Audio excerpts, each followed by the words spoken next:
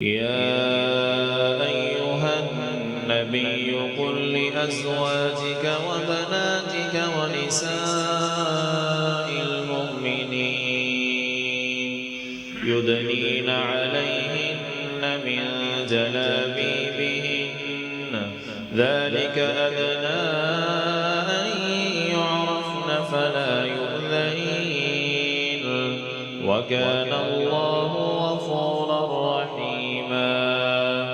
لئن لم ينته المنافقون والذين في قلوبهم مرض والمرجفون في المدينة لنغرينك بهم ثم لا يجاورونك فيها إلا قليلا ملعونين أينما ثقفوا أخذوا وقتلوا تقتيلا سنة الله في الذين خلوا من قبل ولن تجد لسنة الله تبديلا.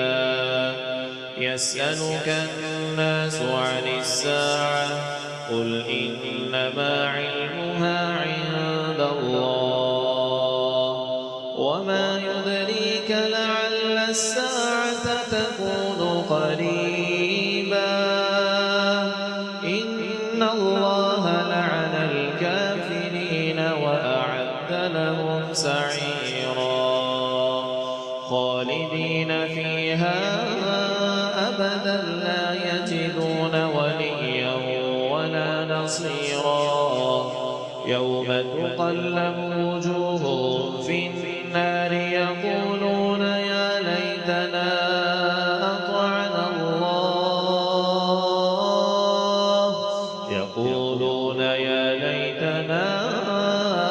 أطعنا الله وأطعنا الرسولا وقالوا ربنا إنا أطعنا سادتنا وكبراءنا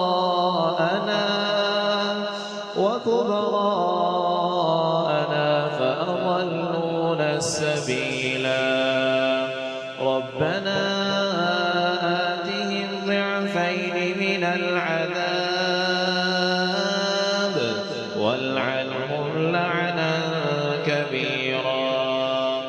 يا أيها الذين آمنوا لا تكونوا كالذين آذوا موسى فبرأه الله مما قالوا وكان عند الله وجيها.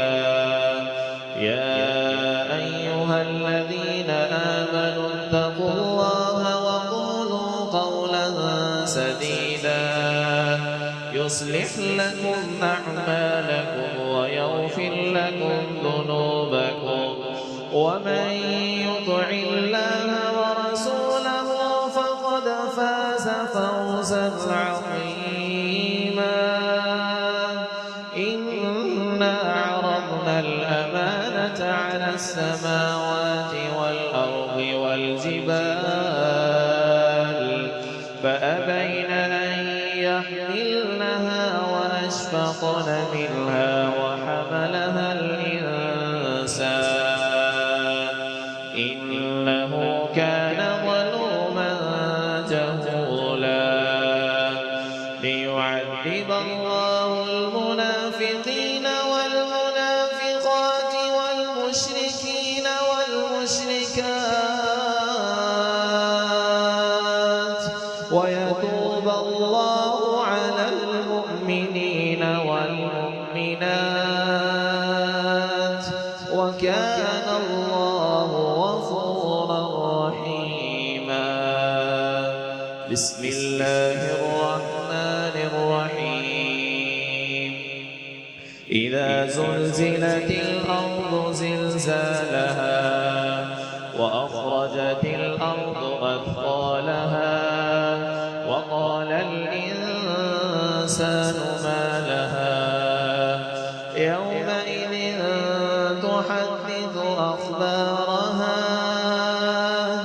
يومئذ تحدث أخبارها بأن ربك أوحى لها يومئذ يصدر الناس أشتاتا ليروا أعمالهم فمن يعمل مثقال ذرة خيرا يره ومن يعمل مثقال ذرة شرا